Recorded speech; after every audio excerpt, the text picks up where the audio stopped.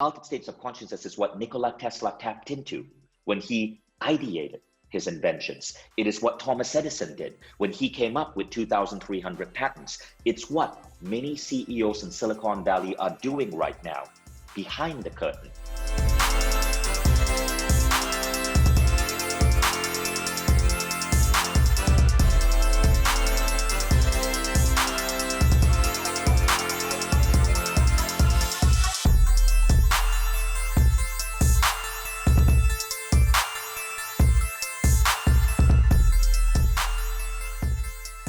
Welcome to the Model Health Show. This is fitness and nutrition expert Shawn Stevenson, and I'm so grateful for you tuning in with me today. I've got something really special for you. I've been really working to bring on people to help us to think differently.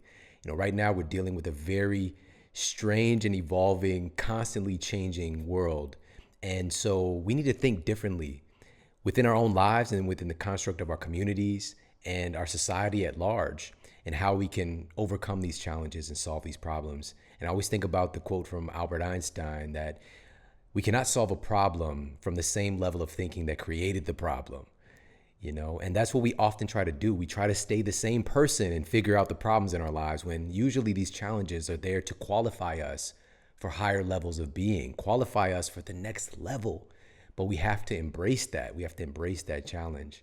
And I want to bring on resources, insights, tools, tactics to help us to adjust, to help us to meet these challenges and make it to those higher levels. And I'm constantly looking for inspiration myself as well. And of course, we're going to get to our special guest and just really dive into this topic. But when talking about going to different levels, there was a great Netflix docuseries called High Score that I just watched. And it's really the history of gaming, the history of video games, and to see that evolution from the beginning and talking about going to different levels, it really spoke to me in so many different ways.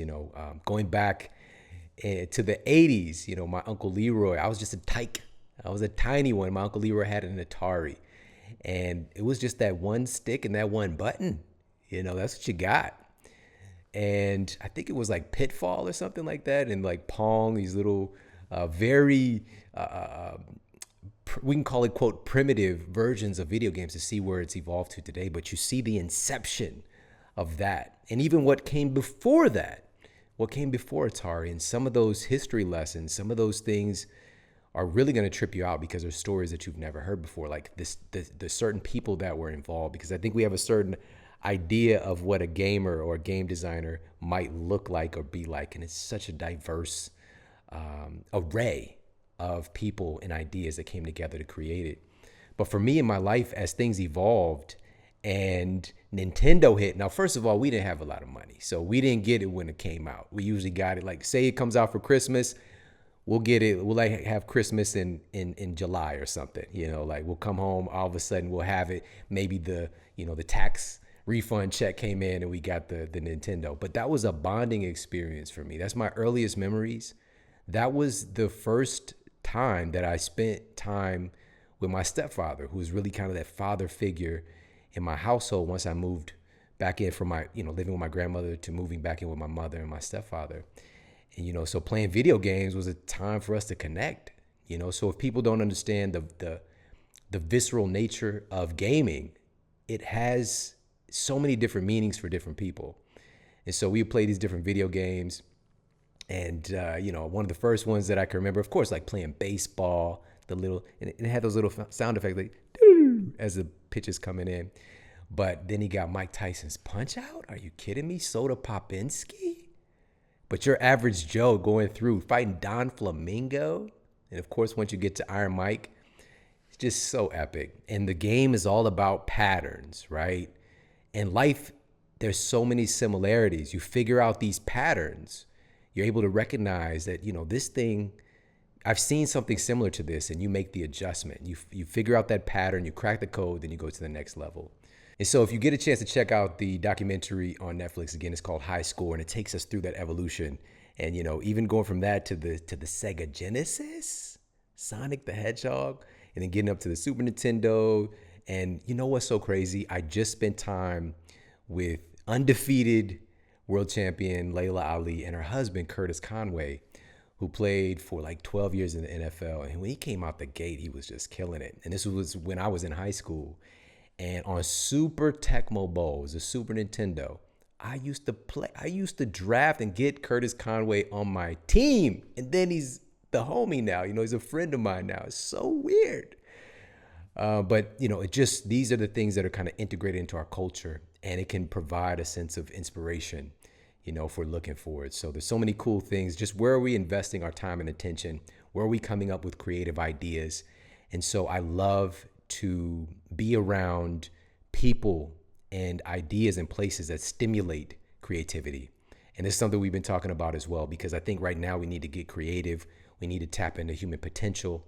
And that's what it's really all about right now. And so before we dive into our interview, we also have to keep in mind, when we're talking about imagination, we're talking about performance, we're talking about the health of our incredible brain. And little do we know, these are things that are not talked about in even high-level university classes, is how to actually feed our brains, right? The brain is a very exclusive part of your body. You have something called the blood-brain barrier, the BBB, the triple B, before Big Baller brand. The BBB was there and protecting your brain and only allowing certain things into and out of this exclusive club. All right, so the blood-brain barrier. And so only specific nutrients can get in there. Your brain can create a lot of things that it needs for itself. One of the things we talk about is the importance of cholesterol for your brain function, and not really realizing that it's not necessarily about dietary cholesterol intake, because your brain can make its own cholesterol as well. It can make the cholesterol that it needs. But another thing is understanding what helps with that transmission and what helps the brain cells themselves to be able to thrive. Because one of the things that we are taught is that over our lifespan, basically you're born with the brain cells that you're going to have. You have to take good care of them. Now we know that we can create new brain cells, but this is isolated for the most part to specific parts of the brain, like the hippocampus. We can have neurogenesis, the creation of new brain cells. But a lot of our brain cells, they're with us. And as we go throughout life, if we lose them, if we snooze them, we lose them. I don't know if that metaphor sticks there, but that's all good. Here's the thing. We have to take care of our brain cells. What are the foods that can help us do this? Now, we know that the brain is largely made of water. So obviously this is of the utmost importance. But of that physical, outside of the water, what is the physical substrates? What are the physical things that we need to feed our brain cells? Well, the brain, if we're looking at the ratio of macronutrients, is predominantly fat. A pretty high quantity of protein as well. But then some vitamins and minerals thrown in the mix. But fat is of the utmost importance. And certain types of fats can cross the blood-brain barrier. Not all types of fats. And your brain is very, very hungry for medium-chain triglycerides. MCTs are one of the primary things that can cross the blood-brain barrier and fuel your brain performance. But also MCTs, the consumption of MCTs also trigger your liver to produce ketones. Whether you're fasting or whether you're doing a keto diet or not, it can trigger your body to produce ketones that, again, have the ability to cross that blood-brain barrier and feed your hungry brain. So MCTs are of the utmost importance. I'm a huge fan of MCT oils, but not just for the brain function, but also for metabolism. Listen to this. A randomized, double-blind study published in the International Journal of Obesity and Related Metabolic Disorders placed participants on a reduced calorie diet that included either supplemental MCTs or supplemental long-chain triglycerides, or LCTs. After the data was compiled, it was revealed that the group who included MCT oil lost more weight, eliminated more body fat, and experienced higher levels of satiety. Their diets are the same, but simply substituting what fat they were using, what fat supplement they were using, whether it was medium-chain triglycerides or long-chain triglycerides. Medium-chain triglycerides not just help them to lose more weight, but lose more body fat specifically. It's incredible. These are things that more people need to know about. So again, huge fan of MCT oil, something I have every day. I had it today, but I get mine from Onnit because they have, number one, they get it from the best sources. Number two, they have the emulsified MCT oils, which are wonderful because they're great like a coffee creamer or like a creamer for your tea. and they're easy to mix. So, I used to be on the road with my, kind of conventional run-of-the-mill MCT oil, trying to mix it together, but it doesn't really blend together with, coffees and teas very well. But the MCT oils mix like a magic, and they taste amazing as well. I think it's Mario. I'm still thinking about the video game documentary. I was like, the Mario, they blended it together. So definitely pop over and check out the MCT oils at onnit.com/model, and you get 10% off their incredible MCT oils. That's onnit.com/model. 10% off. Do your metabolism. Do your brain some good. Get on the MCT oil. All right, pop over there, check them out. And now let's get to the Apple Podcast Review of the Week. Another 5-star review titled Mega Respect by Kent Money. Shawn, this man right here, man, listen, I got your back, brother. We will not be silenced. The documentary you just dropped was bananas in pajamas. You just gut punched the system with that latest download. I can't stress how important that film is for us. Man, inspired. I've been listening to you for over 2 years now. Words are inadequate to express how much you've helped me on my wellness and health journey. And now, with the release of the Breathe Again podcast episode and the Mask Facts doc, at a time I've been battling the idea of conforming with these new normatives and being lashed at for speaking against towing the line. I thank you. I feel exonerated. I'm elated. I have a like-minded and a trustworthy friend in Shawn. Thank you, brother. Keep up the important work. That's powerful. Thank you so much for sharing that review over on Apple Podcasts. And guys, if you haven't done so yet, please check out the Mask Facts documentary. Go to themodelhealthshow.com/mask facts.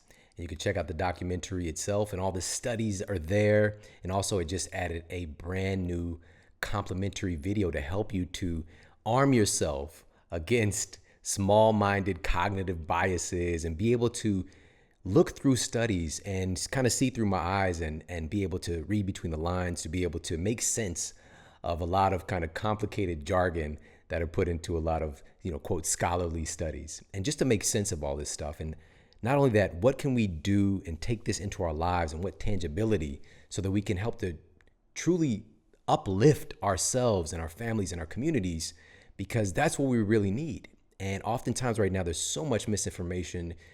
People are really just missing the point and latching on to minutia and not getting to the underlying cause of so much of our troubles. So again, thank you so much for leaving that review. And if you've yet to do so, pop over to Apple Podcasts and leave a review for the show. It means everything. And on that note, let's get to our special guest and topic of the day. For his second appearance on the Model Health Show, our special guest today is Vishen Lakhiani, and he's the founder and CEO of Mindvalley, the world's leading online personal growth education company. He just became a 2-time New York Times bestselling author with his most recent book, The Buddha and the Badass. And it became an instant bestseller, debuting on the New York Times and hit #1 on the Wall Street Journal's business books list, and is poised to be an incredible treatise for how we can change the way that we are working. Vishen has created an incredible movement, an incredible platform, including over 15 million growth-minded individuals from 195 countries and 500,000 students completing Mindvalley courses each and every year. Vishen believes in work-life integration, which is reflective in the company culture that he created at Mindvalley. In fact, the company was recognized as one of the top 10 coolest offices in the world in 2019. And Vishen's goal is for Mindvalley to reach 100 national schooling systems and every company in the Fortune 500 over the next decade. And I believe that he is well on his way, and he has some incredible insights and advice for us today, and talking about, again, thinking outside of the kind of common paradigm, and being able to shift and upgrade ourselves, upgrade our identity and who we believe ourselves to be and what we're capable of. And it's such an important conversation. And he's also dipping into, right now, the importance of taking a stand. And he's talking about something that he believes in as far as policies and some things that, he had some triggering events that helped him to think the way that he does. So we want to open a space and have compassion for him sharing that today as well. And understanding also that we can align ourselves with each other on certain things, and we can disagree on certain things. But the important thing is for us to come together and to have conversations. and to have, as we're going to talk about, little idea babies, especially when we're coming from opposite sides of the fence, to come together right now because it's needed more than ever. You know, we're moving into a new paradigm, but the old paradigm must dissolve for us to create something new and better. But there are parts of ourselves, there are parts of people in our community that are gripping on, holding on for dear life, the old ways, the old paradigm, when there's so much opportunity to create something better. But we have to shift the way that we think. And so let's jump into this conversation with the incredible Vishen Lakhiani. Vishen, my man, welcome back to the show. Shawn, it's so good to be here. I love being on your podcast because, firstly, it's one of my favorite podcasts to listen to. So being a guest on this podcast is a true honor. That means everything, man. Thank you so much. And so I just wrapped up reading the final chapter of your new book, The Buddha and the Badass. Got it right here. Such an incredible book. So important for this time and thinking differently. And first thing I want to ask you about, man, is what inspired you to write this book in the first place? So, a couple of things. Now, my first book, The Code of the Extraordinary Mind, was about the human mind. And when I wrote that book, you know, it didn't really sell that well. And I thought, okay, this is the last book I'm ever going to write. And then something strange happened. About a year or so after the book was published, it suddenly started rising to the top, and it became the #1 book on Amazon. It literally became the #1 book on Amazon. One day, I was on my computer, and at that point, I'd given up looking at my Amazon rankings, right? But I had this strange intuitive feeling, check your Amazon rankings. And I'm like, that's weird. I hate looking at my rankings because I was disappointed by how my book did. But that day, I decided to check. And I thought Amazon was broken because it said this book is the number two most popular book on Amazon, like not in its category, in all of Amazon. What? And so I went to the Amazon author dashboard where you can see your sales. And I looked, and the day before, September 17, 2017, the book was #1 in the world. Briefly, I became the #2 best-selling author in the world. I remember Hillary Clinton was #3, Tolkien was #4. And it was just mind-blowing. So I decided, okay, I'm not a failure as a writer. I should write another book. And now my first book was The Code of the Extraordinary Mind. It was on personal growth. I thought my second book is going to be on company culture. Now, I started writing that second book. I got a big offer from Penguin, my publisher, super appreciative to them. And sometime last year, I had another intuitive impulse. So if you know anything about me, I'm a guy who lives on intuition. Sometime last year, I was halfway done with a book that was going to be called Blisscipline. And it was about happiness in the workplace. It was about company culture. And I had this intuitive feeling that if I went and wrote the book I was paid to write, it was not going to work. So I decided I'm going to scrap it and I'm going to just start fresh. I remember I was in Brazil. I was attending a music festival in Brazil. And I decided, screw it. I'm just rewriting the book. I'm starting fresh. I'm going to write a different book, a better book. And I didn't know that the pandemic was going to hit. And my book was scheduled to come out in May of this year. And if I had written the original book, it would have been a failure because nobody cared about office culture. No one was going to the office. But the book I wrote, The Buddha and the Badass, is about how suffering makes us stronger. It's about how to unify two disparate parts of our being, the inner Buddha and the badass, that inner being, that inner archetype that wants to go out and change the world. It turned out it was the perfect book for the pandemic because it showed people how to be adaptable, how to deal with suffering, how to deal with life when your badass plans of changing the world, someone throws a wrench in them. And you got to tap into the inner Buddha to navigate through that chaos. And the book hit #1 in the Wall Street Journal, and the reviews have been amazing. It's 5-star reviews on Amazon, and I got a call from my publisher saying they were blown away by the reviews for this book. And so now I got offered a third and a fourth book, and I guess I'm probably going to be a prolific writer at some point. Oh man, such an awesome story. That means a lot. And these are things that I don't talk about very often, but I was doing a talk for an event, a mutual friend of ours, Dave Asprey, and I had a presentation all set and everything was sent in. And literally the night before, I'm like, nope, this doesn't feel right. I'm going to do something else. And I went on to just put something else together. It just kind of poured out of me, an intuitive just flow. And now this is not my words. These are the words of the attendees. It was the best talk of the event, most impactful, most gripping, visceral part of the event. And that's why they brought me in, was to bring a different note, a different flavor than the same, we're going to live to be 200 years old, and put all kinds of, cords on our bodies, which is great.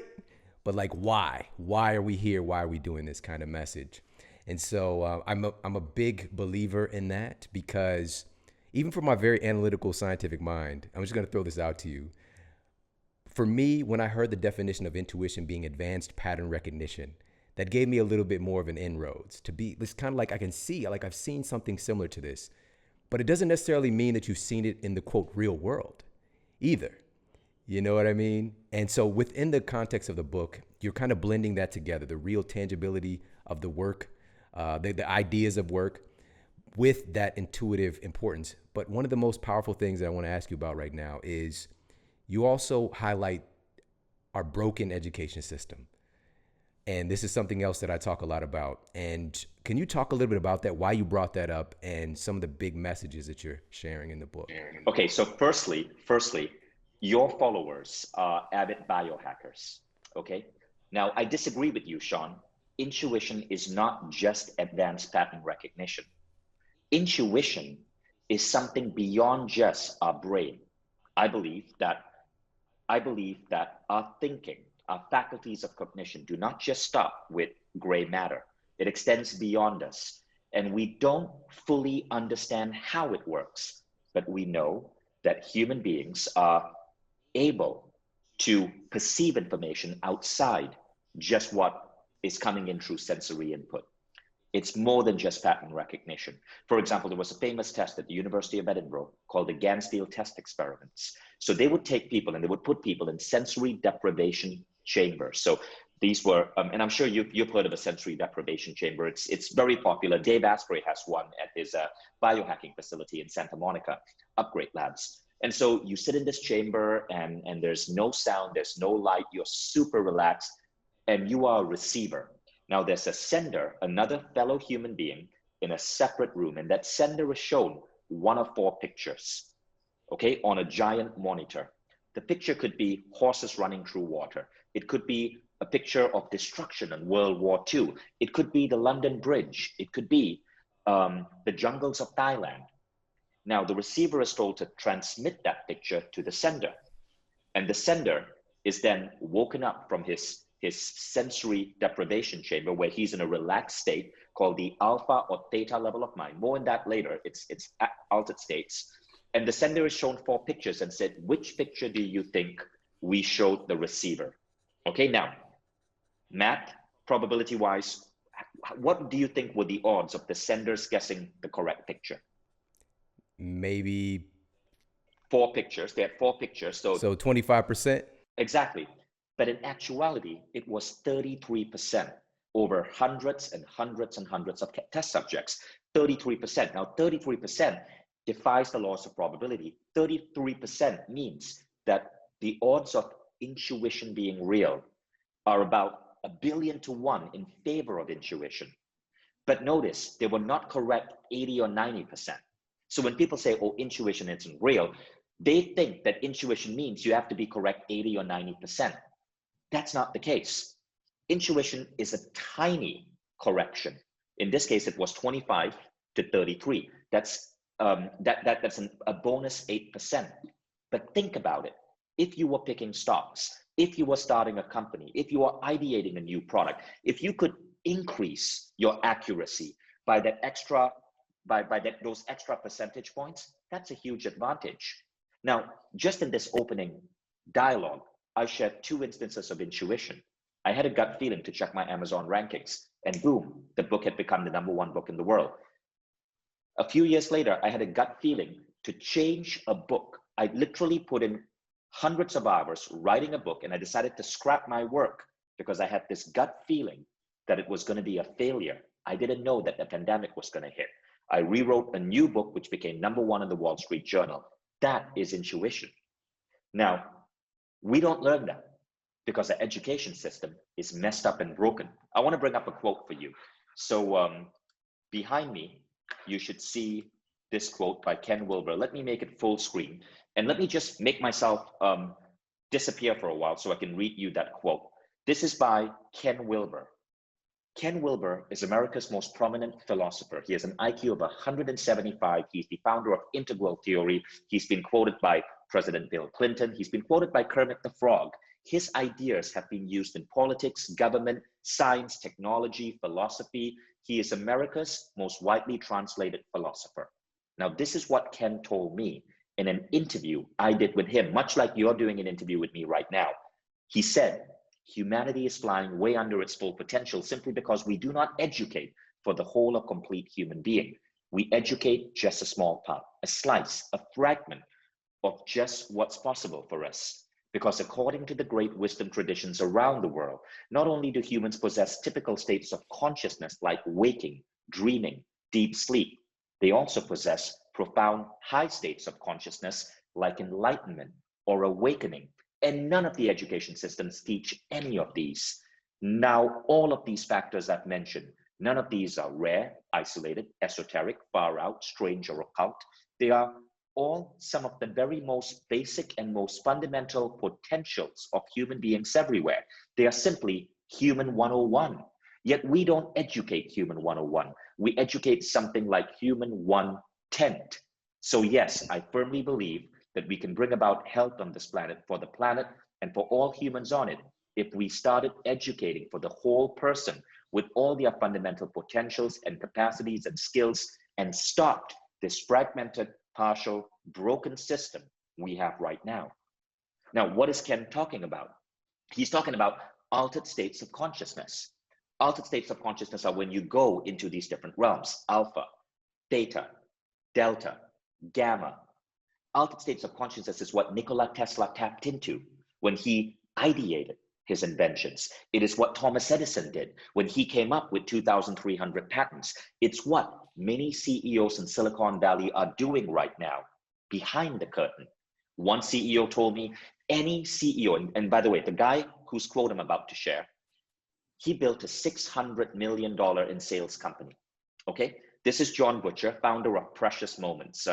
He's an American CEO, started 7 companies. He said this: any CEO who is not using plant medicine is at a competitive disadvantage.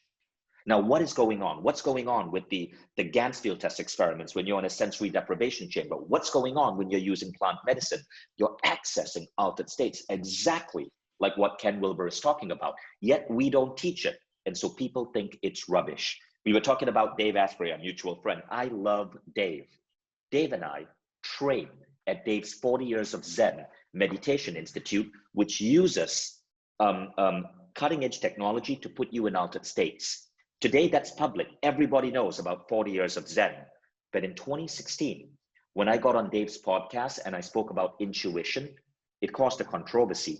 People literally went to my Amazon page and slammed my book without reading it, giving it 1 star, because I dare speak about intuition.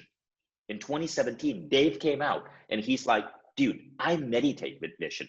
Vishen comes to 40 Years of Zen, which is my training institute. We use some of the world's most cutting edge neurofeedback to teach people how to get to altered states. Dave believes in intuition. That's how we became frickin' Dave Asprey.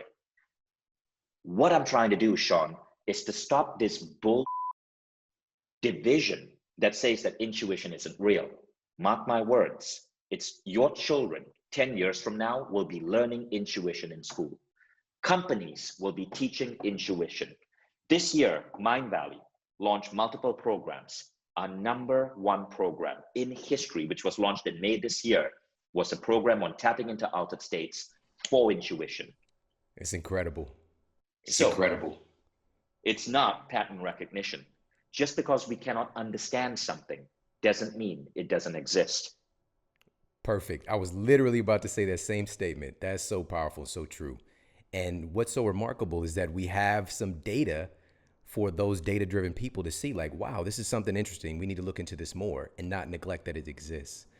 And so, as you mentioned with the education system itself, and I want to talk about this because right now, even right upstairs, my son is on a Zoom call trying to connect with his fellow classmates and his teachers, the world is very different now. And even within that construct, for most students, we're still being taught the same kind of rote memorization of facts and figures and not really how to thrive as a human being. And that's what you're talking about, because one of the things that we were taught, both of us were taught, is you learn these basics, you get into a job, you work really hard, and someday it'll pay off. But in the book itself, you talk about the myth of hard work. So can you talk a little bit about that? Why'd you have a section on that? Right. Okay, so American philosophy of work says that it's all about hard work. Hard work, the hustle, is what is going to make you successful. The hustle is what is going to make your entrepreneurship dreams come true. The hustle is the answer to everything. No, it isn't. And it's part of the reason why there are so many people who fail at business. It's part of the reason why American lifespans are falling. Americans die 2 years younger than their Western European counterparts. That's bad. It's because the hustle causes high degrees of stress. It causes high degrees of cortisol release in your body. It causes high degrees of norepinephrine, which prevent your ability to truly focus and to deal with overwhelm. Now, I just got back from Berlin, and I had dinner with a couple, a Canadian-American couple, right? So these two men, they were talking about the differences. I asked them, what are the differences in work culture between Germans and American Canadians? And they said, you know, what's really strange about Germans? They take a lot of vacation. They end their work life on time. They go home, they spend time with their family. They take a lot of vacation. And I don't know how they're productive. But here's the funny thing. If you actually look at worker output and productivity, Germans trump Americans. Germans actually, go Google the data. Germans trump Americans in terms of worker output and productivity. Now, why is this? The thing is, the hustle is a myth. What we need, and what I wrote about in my book, is a balance between acceleration and navigation. Acceleration is when you go, go, go, go, go. You're moving towards your goals. That's acceleration. Navigation is when you step back. You decide to take a walk in the woods and reflect on why you're truly doing what you're doing. Maybe you go on holiday and you decide to sit by the beach and journal. I came up with the idea of acceleration and navigation because I was on Necker Island with Richard Branson, and I observed how he worked. This is a man with 50,000 employees, with over 300 companies. He's a billionaire, one of the most powerful entrepreneurs in the world. Yet there I saw him sitting in a hammock, right? Rocking, writing in a journal. He doesn't even have a smartphone. He literally doesn't have a smartphone. He's not on Slack. He's not going through emails. He's just rocking on a hammock, writing on a journal, thinking. And then he will take a break during the day and go play tennis. And sometimes he'll take a break during the day, just take a walk through his island, or in some extreme cases, swim 5 freaking kilometers from one island to another island. Backstroke. I did a swim with him, right? He's like 69 years old. That's the difference between hustle and navigation. Yet, this is a guy who is a visionary. Do you know Richard Branson registered the trademark Virgin Galactic way before private space travel was even a thing? It was like the 1980s when he registered that. He is tapping into something. He's tapping into ideas, into visions. He's tapping into altered states. If you're just accelerating, you are literally functioning in what Stephen Kotler calls a monophasic state of being. You're operating in one state of human existence. But as Ken Wilber spoke about, there are multiple states of human existence. When Branson goes into his relaxation mode, he's operating into what you might call flow or mojo. And that's where his ideas are coming. Now, I asked him, I actually asked him, do you believe in intuition? And he said, I don't know, I've never really thought about it. But in another conversation, he did share something really interesting. I asked him, a friend of mine asked him, you have 300 business partners. People come to you with ideas all the time. How do you know whom to trust? And what he said was really curious. He said, often within 60 seconds of shaking someone's hand, I know if I should trust them. That is intuition. The most remarkable, productive people I know, Shawn, are not hustlers. They work hard, but to them, hard work means focus. It doesn't mean giving up on sleep, giving up on your health, giving up on your family. It means focus, planning, productivity, but within a time frame. And then giving yourself time to recover, to heal, to think, to ideate, to meditate, to work out, to eat healthy. If you aren't doing that, you're operating at a fraction of your potential. If there was one thing I could ensure entrepreneurs understand, is that hustle is dangerous. It's bullshit. It's wrecking your odds of success. Powerful. I 1000% agree. You know, I think that today a lot of us are looking for, like, if I could just get the blueprint. I need to get Vishen's blueprint for success. I need to get Gary V's blueprint for success, Shawn's blueprint for success. But you actually talk about something called your soul print. And I thought that that was really profound, because our ideas of what we should do, what success looks like, are usually not coming from us. So can you talk about your concept of soul print? Right. So the Soulprint is an idea I learned from a Sudanese refugee by the name of Dreamer Starlight. He changed his name. His original name was Amir. So Amir fled the dictatorship of Sudan and sought refugee status in Canada. And he now lives in Toronto. And he's a brilliant writer, brilliant teacher. And he explained to me at one day that in my journey as an entrepreneur, I had it wrong. I had created a set of values for my company that came from the democratic process I had learned from Zappos, right? From Tony Say of Zappos, brilliant leader. But basically it was, I got my then 20 or 25 employees together. I asked them, what does Mindvalley mean to you? Everyone put stuff down in the paper. We collected the paper and we looked at trends. And we came up with a list of values such as evolve through learning, kick serious ass, delight our customers. Now, all of those were good. But what Amir explained to me is that I was missing something. He said, look, great companies need two types of values.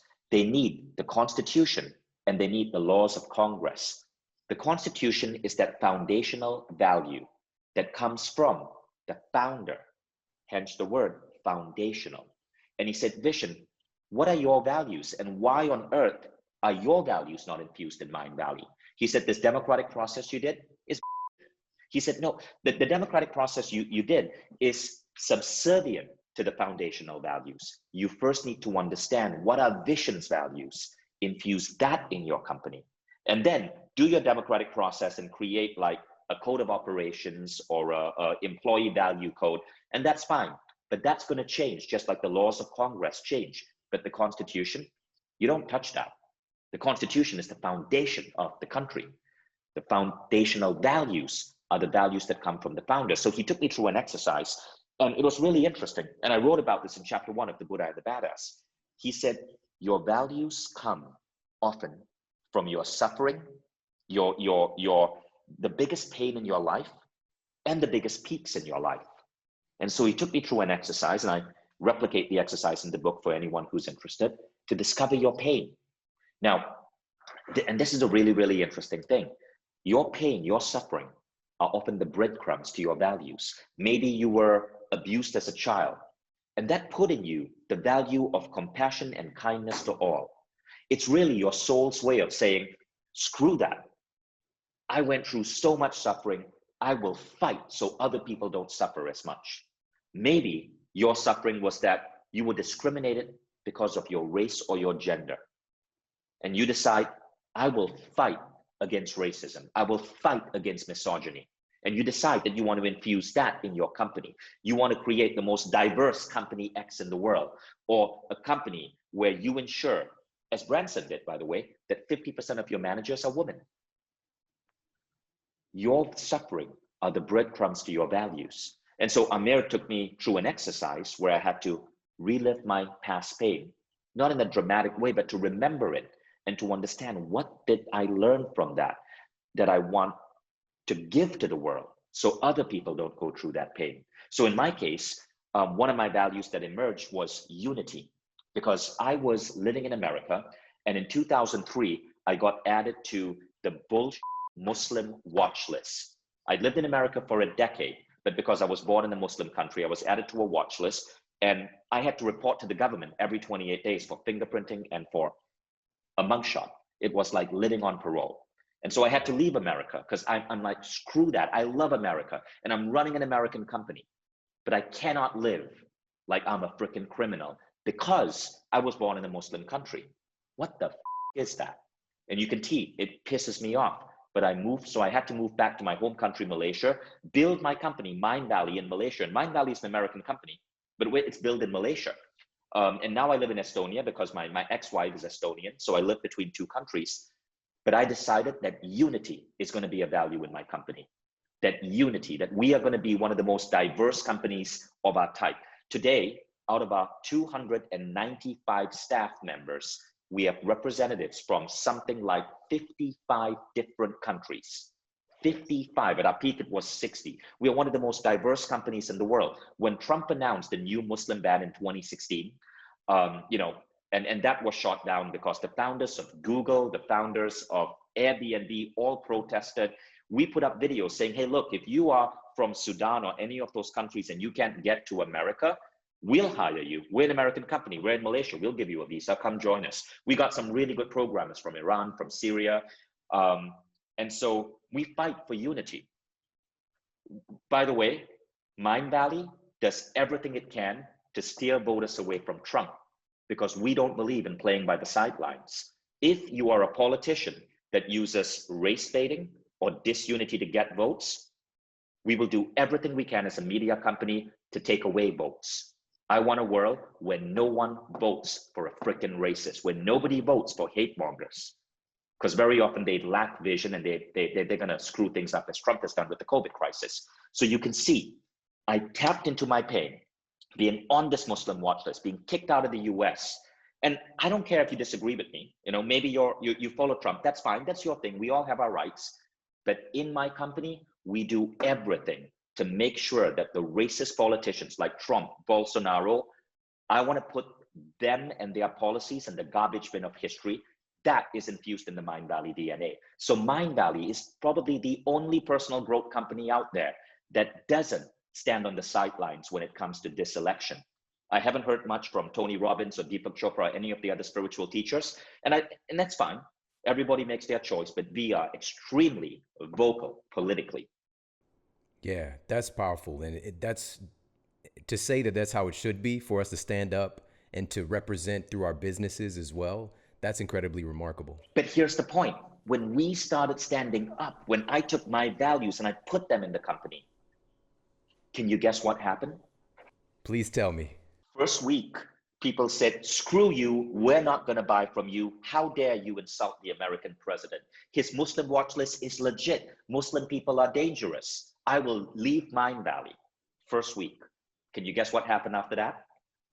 Sales went poof, because all of a sudden, the majority of people, the silent majority that resonated with companies that take a stand, resonated with us. Our sales took off. In a survey of American consumers, 75% of Americans want CEOs and companies to take a stand. If you're following the news, did you read about what happened to Colin Kaepernick today? Are you talking about the Madden video game? Yes, exactly, right? Colin Kaepernick was ostracized because he kneeled. He kneeled for Black Lives Matter. He's now a freaking hero. When Nike put Colin Kaepernick on their advertisements, guess what happened to Nike stock? It dropped a little bit for the first week, and then it shot up higher than before. Nike was taking a stand, right? So it's really important that you as an entrepreneur figure out what is that pain? What is that suffering? What value did it give you? And you embed that value in the DNA of your company. That value is your soul print, just like all of us have a fingerprint that is unique. We all have a unique set of patterns in our soul, but most of us fail to express that. But when you as an entrepreneur inject that in your company, magic happens. The greatest companies out there are companies infused with the soul of their founding team. And injecting ourselves, our personalities, our values into our business and into our lives is more important than ever. But we're gonna come up against resistance, Vishen. And you talk about mastering with ability. And I think that a lot of people aren't taking action. They aren't speaking up. They aren't taking a stand because they're worried about what other people think instead of what the right people think. Exactly. Look, 30% of your audience probably hate me right now because I just made a political statement, right? But that is the art of being unquittable.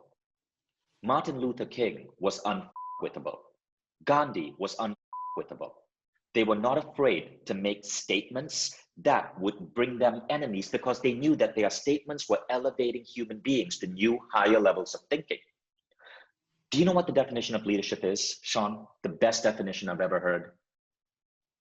It is by Tim Urban, who wrote the blog Wait But Why. Leaders articulate what is going on in the back of people's heads that people are afraid to say because they're afraid that they won't fit in. And they articulate that first. And when they articulate that, they give hidden beliefs a voice. And that's when people follow them.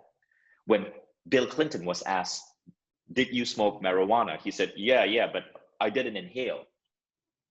Because back then, in the late 90s, you couldn't admit that you inhaled marijuana, that you inhaled when you smoked a joint. But when Obama was asked the same question in 2007, did you inhale? He said, yes, that's the point. Because Obama, the world had changed. It was now becoming more publicly acceptable. Obama gave a voice and instantly he made it legit. In the subsequent years, 30 American states legalized marijuana. And it's now something that, it's just normalized. So leaders give people a voice, but to be a leader, you got to be afraid to say things that will rub some people the wrong way. So unquittability is basically this. It is the idea that other people's criticism of you or other people's praise of you don't matter. You live life based on how you want to express your beliefs. But while you want to be unquittable, you want to make sure that you're consciously unquittable. You don't want to be a bully. You don't want to be moving humanity towards dumb ideas. President Trump is also unquittable. He doesn't care. Like, he just says whatever he wants. But if you actually study integral theory, if you actually study human evolution parts like spiral dynamics, Trump is actually moving consciousness backwards to 1950s level thinking. So you need to know enough about human development. I mean, you in a nutshell, you need to know this. Let me just bring up this particular chart. It's beautifully, it's fascinating. So I'm just going to share a chart over here. You're going to see it behind me. This is a very classic spiral dynamics chart, okay, in integral theory. You may not be able to make out what's going on over here, but I'll give you a quick summary. They are different models of how consciousness grows. One of the most powerful models of how consciousness grows is that we as human beings evolved from egocentric, which is me. So hunter-gatherer, 20,000 years ago, if you saw a deer and you're about to kill the deer and another hunter comes, you're going to fight that other hunter for the deer. You may kill the deer, then kill that other hunter because you need that deer meat for yourself. Egocentric. It's about survival of you and your family. As human beings evolved, we became ethnocentric. Now it's about survival of us as a tribe. Okay, ethnocentrism was expressed best in World War II when Germany decided that they were going to just wipe out the Polish population and take over Poland. When the Soviets decided that, that they're just going to invade other countries and send people to the gulags and Russianize those countries. That's ethnocentrism. You are kind, you're compassionate, but to your people. People who are not your people, well, they deserve to die. Or at worst, their lives don't matter. So ethnocentrism rears its ugly head in politics today. According to Ken Wilber, 70% of the population is ethnocentric. So when you are expressing your innermost thoughts, you want to make sure that you're not bringing people to ethnocentrism, that you're going to a level above, which is worldcentrism. Worldcentrism is where you're kind and compassionate, but to all people. In other words, Shawn, you would fight for the lives of a Venezuelan who was starving, the same way you would for someone in your own country. You would help someone or befriend someone, whether they were Muslim or Christian. Their religion doesn't matter. And so we want to move the world towards worldcentrism. That's 30% of the current population. Now, being unquittable is important. but you want to ensure that the leaders you're choosing and that the voices you're amplifying are moving people upwards towards world-centrism. I gave the example earlier of a Sudanese refugee, Dreamer Starlight, and how he changed my life. Brilliant guy. Most refugees are actually highly accomplished, highly educated, but Trump cut the number of refugees allowed in America. Dreamer is in Canada, a country that is more world-centric than America.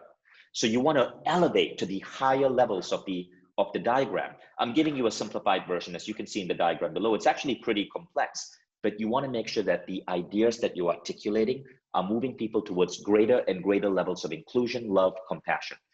When you want to be unforgettable about it, you want to speak up for refugees. You want to speak up for Black Lives Matter. You want to speak up for tolerance. That's really important in the world today. And that's why unforgettability is an idea I so resonate with. Love it. I'm taking notes myself. And by the way, guys, if you're not watching this on the YouTube version, make sure to pop over and check it out. And you can see all the cool graphics. He's got some awesome technology he's utilizing today. So part of that was going from the individual to the group. And within the construct of the group, especially when you have rich associations and a desire to work together, you actually create some magic, right? And you talk about this in the book as well of what you call the unified brain. And this topic of idea sex, I think was super poignant. So can you talk a little bit about that? Yeah, so these are, so what I try to do in the Buddha and the Badass is I try to bring in radical concepts of how to redefine how we work. And many of these concepts have a Buddha element or a spiritual element, but they haven't gone mainstream yet because people are still afraid of them, or we haven't been educated to embrace them, right? So what I'm trying to do is precisely how I defined leadership earlier. I'm giving a voice to the hidden beliefs. So the Buddha and the Badass proposes that intuition is real. It talks about navigation and acceleration. And one of the things it talks about is this concept called OODA looping, which is really interesting. It's basically how you create organizations where everyone is deeply connected. From your first day joining Mindvalley, and you get a Mindvalley email address, basically, like, you can see our vision for the company, you can see every team's OKRs, you can see the plans for every team, you can jump in and make an edit to the Google Doc for the plan. It's just radical transparency. You get my WhatsApp number and you can WhatsApp me with your ideas. And so new hires like send me ideas all the time. And so that radical transparency is a form of changing the way people traditionally communicate. I don't really use email. I don't do phone calls. Everything I do is in a concept called OODA, and it's actually a concept that comes from a US Air Force colonel called Colonel Boyd, and it means observe, orient, decide, act. And it's basically moving fast, acting fast on limited information, and sharing that information very rapidly with your team. More about it in chapter 8 of the Buddha and the Badass. Yes, yes. So can you talk about that idea of brain syncing? And I think it was in that same chapter as well. And also idea sex. What the hell is idea sex? So I'll give you an example, okay? So observe, orient, decide, act. What John Boyd noticed is that Air Force pilots that were the most accurate, okay, the Air Force pilots with the best aim actually downed less enemy planes. They would observe, they would orient, they would decide, and they would act, but they were doing it too slow. Then there were other pilots who would miss way more often. They would observe, orient, decide, act, but they would do that cycle much more rapidly. They would miss more often, but they would down more planes. Now, if you're fighting a war, what do you care about? Downing more enemy planes or wasting more bullets? Downing planes. Downing planes, right? So what Colonel John Boyd said is that it's about how fast you can repeat in decision making. It's about how fast you can repeat this cycle. Observe, orient, decide, act. Observe, orient, decide, act. Observe, orient, decide, act. So as an entrepreneur and founder, what I seek to do is to make decisions very rapidly, as many as I can, every single day, as fast as I can. And so I got rid of meetings. Most meetings, I got rid of them.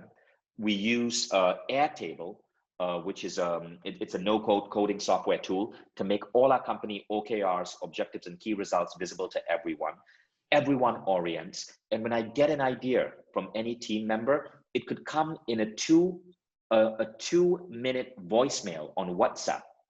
I respond with maybe a note or a 1-minute voicemail, and we decide and we act. And so things move really, really, really fast. And so we're able to innovate way faster than the competition. In fact, that's the essence of OODA. It allows you to innovate faster than the competition. Now, in OODA, you understand that 90% of your ideas, 80 to 90% of your ideas are going to work, 10 to 20% are going to fail. But you accept failure as a wasted bullet, perfectly acceptable when you're trying to fight a war. And that war might be to get your product or service out, to capture market share, to go IPO, whatever it is for you. Awesome. And so those ideas, like with your team and everybody getting together and rapid fire and throwing things together, is basically like a menage happening with ideas, and little idea babies are presented. Right. So I'll give you an example. Today, so we were creating printed journals for our Mindvalley All Access customers. So Mindvalley All Access is you can go to mindvalley.com/access, and that's where all of Mindvalley, all the best personal growth programs in the world are unlocked for you. And we wanted to test out an idea where we were going to give these beautiful journals to all our customers who sign up for Mindvalley All Access. And I got a message today, a voicemail. As I was rushing for this interview, I got a 2-minute voicemail from one of my advisors. And he said, Vishen, I don't like your idea for the journal. I really want to include a beautiful poster in the journal. And he gave me his idea for the poster. And he didn't say, can we get on a call? Because he knows 2 minutes is all he needs. I replied with a 2-minute refinement of the poster, what to put in the poster, a little thing that makes the poster creative. I took both those voicemails, 4 minutes now. I sent it to my journal design team. They said, thumbs up, great, we're going to do it. That is OODA. Literally in 4 minutes, a decision was made and it's gone to execution. That sounds unreal, but very possible. Yeah. Now, will the poster work? Maybe, maybe not. Maybe people don't care about getting that little poster with their journal. We don't know, but I'm not going to bother myself with the details. I go on to the next decision. And that's what it's all about, getting those reps in. So let me tell you the power of OODA. One of the things I'm most proud of in my life is that Mindvalley started out as a digital marketing publishing company. And when we started out, we were super tiny. We were like doing maybe 2 million in revenue. Competition was doing 100 million in revenue. In just a matter of 5 years, we hit 100 million in revenue. The competition was down to 2 million because the world had changed. YouTube, Facebook, they had changed the publishing landscape. Our competition started suffering. They started going bankrupt because they were not innovating enough. We were OODA looping our way out of a dying industry. And that was how powerful OODA looping was. So with zero VC funding, I took a company with zero VC funding, no investors, no bank loans, to 100 million in revenue. And OODA looping was part of that strategy. So powerful. And again, all of this is contained within the book. And then in our conversations, you go even outside of the context of the book, and we talk about the importance of and why it's a necessity to upgrade our identity right now. We're all faced with an incredibly challenging time, very different world. A lot of things are in flux. A lot of things are changing. And through this, we have an opportunity. We have an opportunity to grow, to upgrade our identity, as you talk about. And within that, we have to start to think differently. And one of the things you already mentioned is going to different realms of thinking and of possibility. So can you talk a little bit more about that and how we can tap into that and why it's so important right now? Got it. So in my book, I call it identity upgrading. And, one of the guys I learned this from is our mutual friend, the Reverend Michael Beckwith. So Shawn, you may remember this. You, me, and Michael Beckwith were all in Portugal together, speaking at A-Fest. This was last year in May, back when we could still do seminars. And I remember I was having breakfast with Michael, and Michael Beckwith is the spiritual teacher who has been in the highest number of documentary films out of any living American spiritual teacher, right? The guy is brilliant and so charismatic and so wise. And he was in the movie The Secret. And I said, Michael, do you really believe in that law of attraction stuff? And he goes, what's more important is the law of resonance. And I said, tell me about that. And he said, the universe, Vishen, doesn't give you what you want. People get that wrong. Rather, the universe will reflect to you who you are. So that was a really powerful insight. Don't focus on the want, focus on being who you are. So in my book, I took Michael's philosophy and I combined it with a mental repatterning process by two other mind pioneers, Jose Silva and Christy Marie Sheldon. It's called identity upgrading, and it shifts your definition of who you are, shifts your definition of how your health works, how you show up in the world, and you change your identity first. And then it's crazy, but the world starts to reflect this identity to you. I've used this, sorry, I hit a button here, and I made myself disappear from the screen.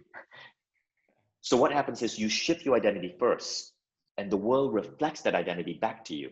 And through shifting your identity, you shift the world. So it's a way of embedding statements in your brain that change the way you see yourself. Now, there's some cutting-edge scientific research on this. In James Clear's brilliant book, Atomic Habits, he says, look, if you want to get fit, there are 3 approaches. The first is the outcome approach, lose 5 pounds. And the outcome approach, can work for some people, but usually in most cases, it fails. Because to lose 5 pounds, you got to make sacrifice. You got to go to the gym. You got to change your eating habits. It's not easy for people. And so people will wake up one day and go, oh, I'm so tired. I could use more sleep. Or this cheesecake looks so good, just one bite. Now, the second way, and a superior way, is process. You don't just set an outcome, you decide on a process. I'm going to go to the gym 3 times a week, get a fitness trainer. I'm going to get on diet X. And you find the process and you work that process into your life. Better than pure outcome, but very few people will stick to that process. The best way is identity shifting. This is where you take on the identity. I have the fit muscular body of an athlete. When you learn to take on that identity, the cheesecake doesn't tempt you. It's just not what you do. Skipping gym is not even something that you can do, because your body, you are an athlete. Your body is an athlete. Athletes just do gym time. So you got to learn to switch that identity. One of the things that make Mindvalley so successful as a personal growth company is that all our programs focus on identity shifting. We change your inner state. And then the habits, the practices, the beliefs all come from that. And there's this larger metaphysical thing, which we won't have time to go into, where it seems that the world bends to your new identity. You literally bend reality. So powerful, man. Vishen, there's so many things I want to talk with you about, and I want to make sure that everybody picks up the book. So number one, can you let everybody know where to pick the book up, where to follow you online? Absolutely. The Buddha and the Badass is available on Amazon. Just go to Amazon and search for Buddha and the Badass. Awesome. And so what about social media, Mindvalley? How can they keep up with you guys there? Check out Mindvalley. Mindvalley, I passionately believe, Shawn, Mindvalley is the single greatest product on the planet today that you can spend money on. Mindvalley All Access just gives you, it just completely changes your life. It's just mind-blowing what happens. It's like a new type of university for adults that teaches you everything regular schooling forgot. Mindvalley.com/access. And you can follow me on Instagram @Vishen. Awesome. Vishen, thank you so much for sharing your brilliance. And thank you for sharing your time with us today. You are one of the true leading voices right now that we need to hear from. So thank you so much for sharing your time and your gift. Absolutely. Thank you. Yeah. And if anybody wants to reach out, I love to get feedback. Follow me on Instagram @Vishen, Vishen. Just pick up your phone and do that right now and shoot me a message. I love seeing people's feedback. Awesome. Vishen Lakhiani, everybody. All right, everybody. Thank you so much for tuning into the show today. I hope you got a lot of value out of this. And definitely pick up a copy of The Buddha and the Badass. It's a super important book right now. And the closing thing that he talked about, it's one of the most poignant and important things in our world today, is understanding that for us to truly become the the best version of ourselves. This is one of the things you hear out there, is becoming the best version of yourself. That comes along with this concept that we don't really like to look at, which is we have to let our old self die. In order for the new to come, we have to let go of the old. And that can feel very, very uncomfortable. And this is a time right now that's forcing us to lean into that discomfort. If we allow it, if we go with it, if we resist it, we're going to find ourselves staying the same. We're going to find ourselves wanting new results, but trying to remain the same person. And change truly does come, long-lasting, continuous change, when we shift our identities, when we become the type of person that can have the things that we want to have, when we become the type of person that can have the level of health and fitness that we want to have. Because, and I've said this before, you don't get to health by chasing after it. You attract health and wellness to you by the person that you become. You become the type of person that, fill in the blank. I am the type of person that gets up every morning and goes for a walk. I'm the type of person that eats a certain quality of food, and I don't eat other types of foods, right? We shift our identity so that that's who we see ourselves as, so that the choices become automatic, versus infighting with ourselves and having these little family feuds within our own brains, trying to get us to do the right thing, right? And Steve Harvey's right there moderating the whole thing in your head. That's super weird, I know. But that's what really is happening all the time. We're fighting with ourselves to try to do the right thing, to try to stay accountable to the things that we want to achieve. And we're trying to work from basically from the outside in by making ourselves do the activity versus doing that inner work and shifting that identity. So again, I hope that you enjoy this episode, and please share it out with your friends and family on social media. Tag me, tag Vishen, and let us know what you thought about the episode. We've got some epic shows coming your way very soon, so make sure to stay tuned. Take care, have an amazing day, and I'll talk with you soon.